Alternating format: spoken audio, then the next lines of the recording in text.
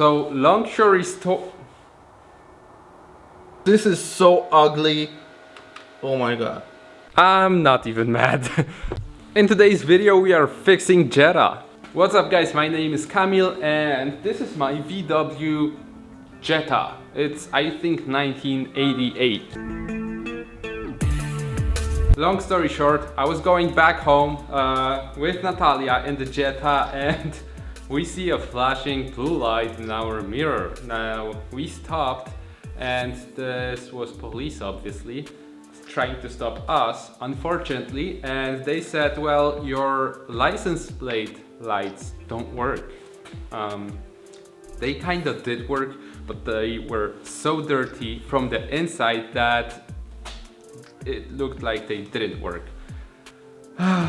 They took my documents away. So yeah, in Poland there are things that when happen to your car, police is taking your car's documents away. To get them back, you need to fix the thing that they took it for and go to technical inspection. I did fix the lights and they were only dirty, so I unscrewed two screws that were holding each light, took it home, washed it and put it back together. Everything worked. It was awesome. Then I replaced the lights on the Jetta. Old lights were disgusting. They were dirty. The plastic, the mount pieces were broken, so I couldn't properly align them and they were not lighting the way like this. They were doing something like that. It looked like the car had a lazy eye, which I could not correct, and unfortunately I had to buy a new set of lights. Now taking it out was not difficult. Basically there were 4 bolts holding each light in, 1 connector, and that's it. And oh no, 2 connectors, one for the H4 bulb and one for the P5W, something like that, the position light. Whew, it was easy. I did replace it, aligned them on the garage wall, and I went to get a technical inspection.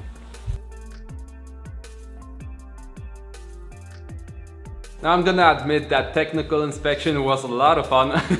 We were laughing a lot because once we tested my handbrake, I pulled it so hard that I snapped the line.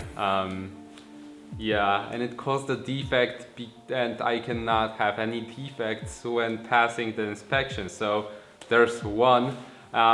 We found also a hole in my exhaust. There's 2 defects, and the third one is the tie rod end. Also is very wobbly on the driver's side, so it's 3 defects and I could not pass the inspection unfortunately. What could I do? Got back. Ghosts. Got back home and bought things. Now they arrived.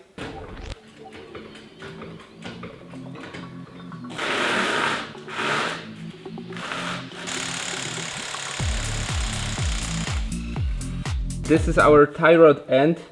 It's, well, you cannot see it right here, but on the machine that is checking this stuff, it was very loose. I could see it with my own eyes.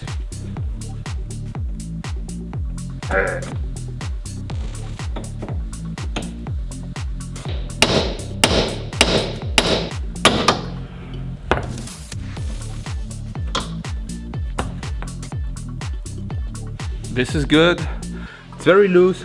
The tie rod is in good condition. There's no free play, but it's very loose, so I think I should consider ordering a new one and replacing it pretty soon because it's gonna go bad. Just how it is. Maintenance, guys, maintenance.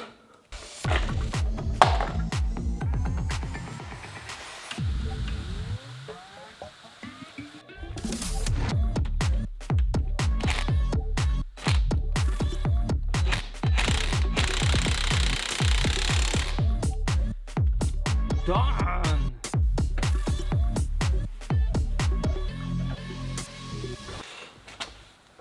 Car is back on the ground. I did eyeball the alignment. I also did my best to eliminate as much camber as possible because it was way too big. We still have camber. We are not straight, but from I think 3 degrees we went to 1 degree. The car looks a lot better. It looks like a normal car, not, you know, slammed stuff that is not even that low.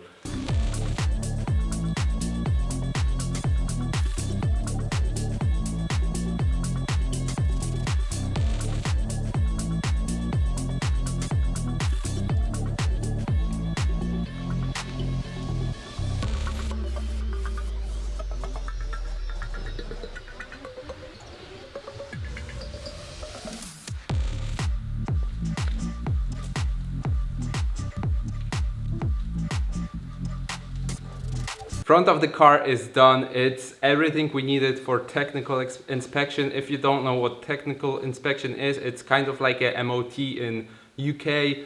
I'm sure you've heard a lot about it in any other YouTube channels. In Poland we have to do it once a year, and this car, well, it didn't have it. I forgot to check it when I bought the car, and it didn't have the technical inspection. That's why I need to do all that stuff. I would have to fix it anyways, and I'm kind of glad that it happened like that because thanks to police, I went to technical inspection and found out that there's something wrong with the car, so I can now fix it. Let's go to the back.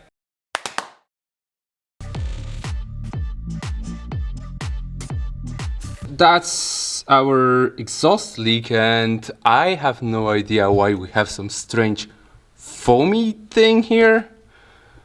I don't think it's a good thing that we have it, but so be it.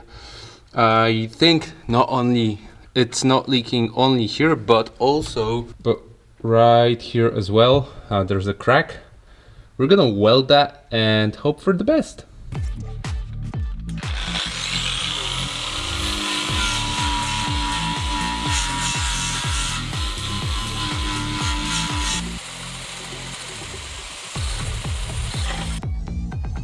This corner has to be.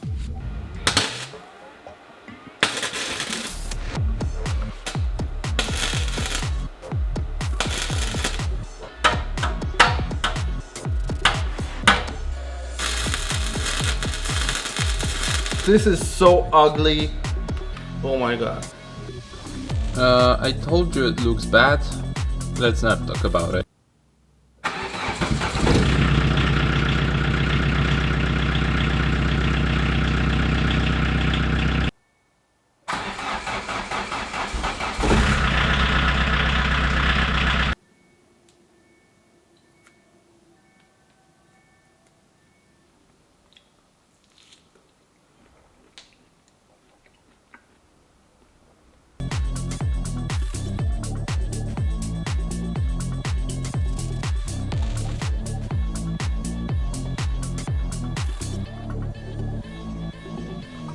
This is how the drum setup looks on old cars. The drum brakes and drum handbrake.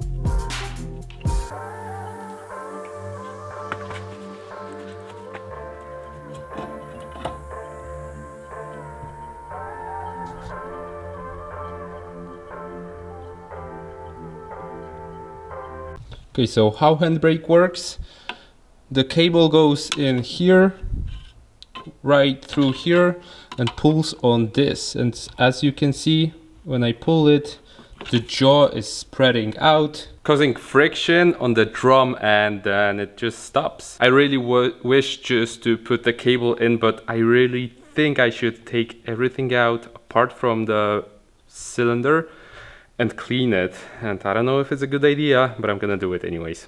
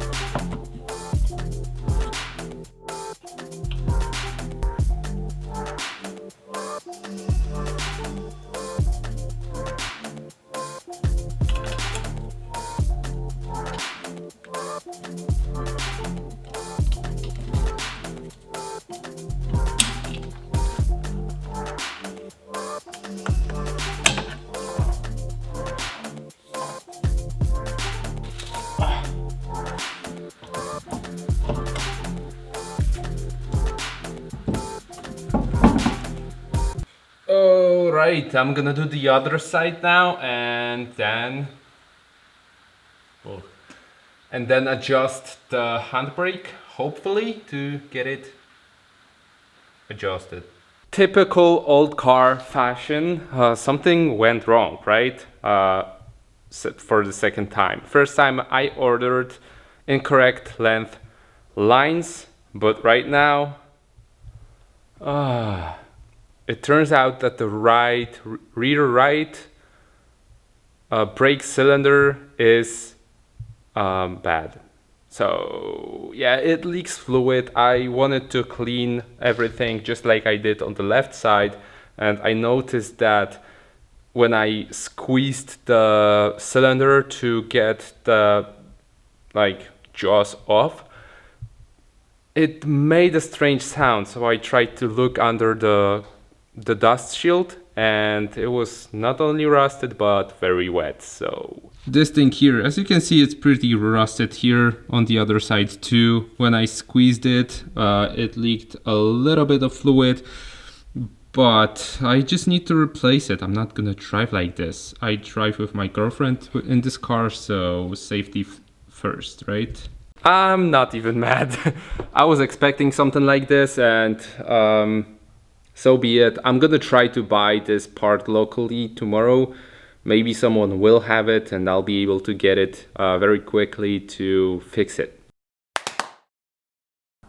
Okay, got the new part. And I don't have time today, so I'm not even changing. I'm just gonna be very careful and try to change it, put everything back together, and go home, because we should go to the ski, so I gotta hurry up.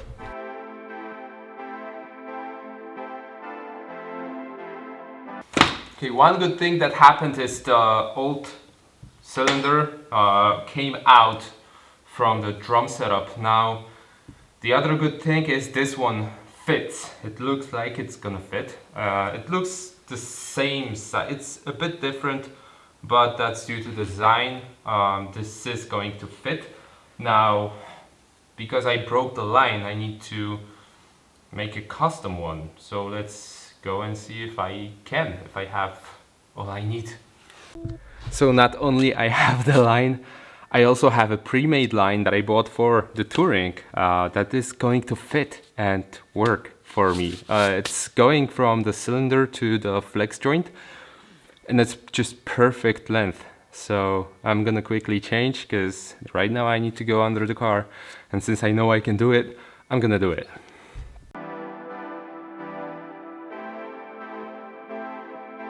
Okay, battery died, but I wanted to say that this was one of those very rare cases when being a hoarder actually can save your life. I was hoarding a brake line that was perfect size, perfect fitment, and I was able to do it. I was able to change it. Right now, all that's left to do is reassemble rear drums, which you've seen on the left side, and bleed the system. And believe it or not, you don't need two people to bleed the car. You need one person, a lot of patience, and the gravity. I think we all have that. I'm not sure about patience, but gravity will just drain the fluid all the time if you leave the bleeder valve unbolted, and it will bleed itself. So that's what we are going to use since we don't have any other choice. So let me crack open that bleeder valve, and I'll see you when we... Yeah, but that's basically it. So that's it. I did it. Okay, I just forgot what this episode was about. I was so emotional. Right, so yeah, we fixed the Jetta. How awesome is that? It was very cheap, but it took a lot of time because the parts are not super available. So yeah, I know I just wanted to prove with this car that tailing a classic car is possible, but it requires patience. And what I should have done is like take a look around the whole car and assess what we might need before I did anything to it, and then just buy parts, and as soon as they arrive, well, not as soon, and then buy parts and be prepared, right? I didn't do that, but so be it. Thanks for watching, and I'll see you next time. I don't know what we're gonna do, but see you then. Bye.